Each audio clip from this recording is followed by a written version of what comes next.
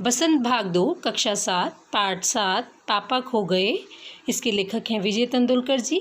तो इस पाठ की समरी, इस पाठ का सारांश मैं पहले वीडियो में कर चुकी हूँ।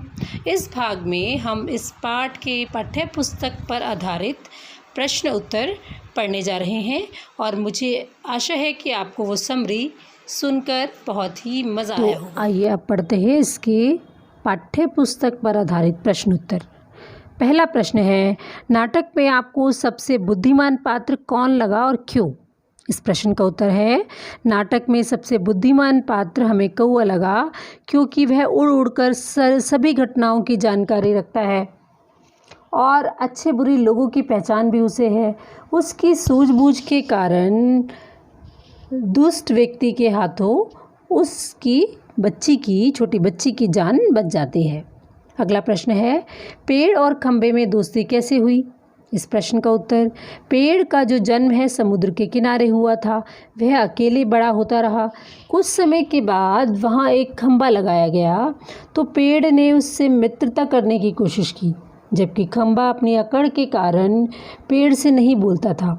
परंतु एक दिन जब घनघोर वर्षा और तेज़ हवाओं के कारण वह खंबा पेड़ से जा टकराया और गिरने से बच गया, पेड़ ने स्वयं घायल होकर उसे धरती पर गिरने से बचाया। उस दिन से ही इन दोनों में गहरी मित्रता हो गई। प्रश्न संख्या 3 है, लेटर बॉक्स को सभी लाल ताऊ कहकर क्यों पुकारते थे? इस प्रश्न का उत्तर, लेटर बॉक्स को सभी लाल ताऊ कहते थे क्योंकि वह लाल रंग का था। वह पढ़ा लिखा था। चोरी चोरी लोगों की चिट्ठियाँ पढ़कर समाज के लिए चिंतित होता रहता था।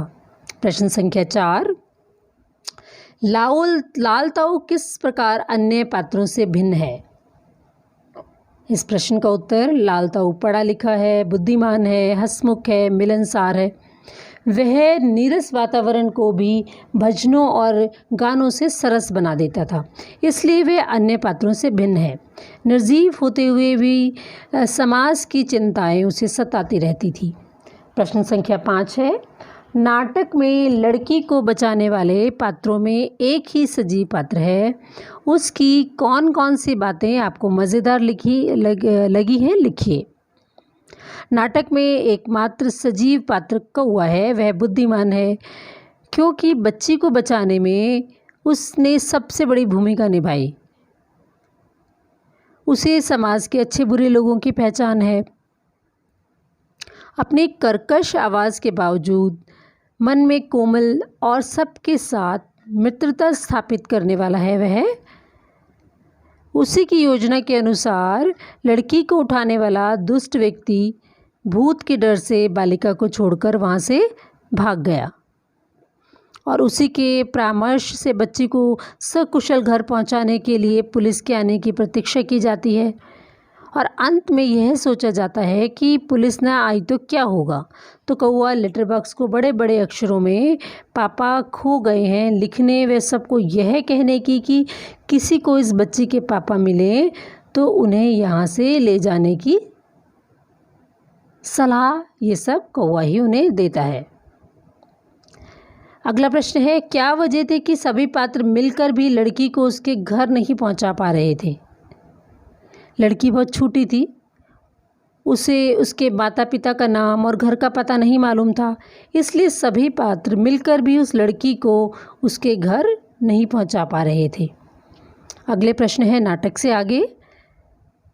इसमें बच्चों आपको अपने अपने घर का पता लिखिए तथा चित्र बनाकर वहाँ पहुँचने का रास्ता भी बताइए। ये सब आपको स्वयं करना है, अपने घर का पता लिखना है और एक नक्शा सा बनाना है।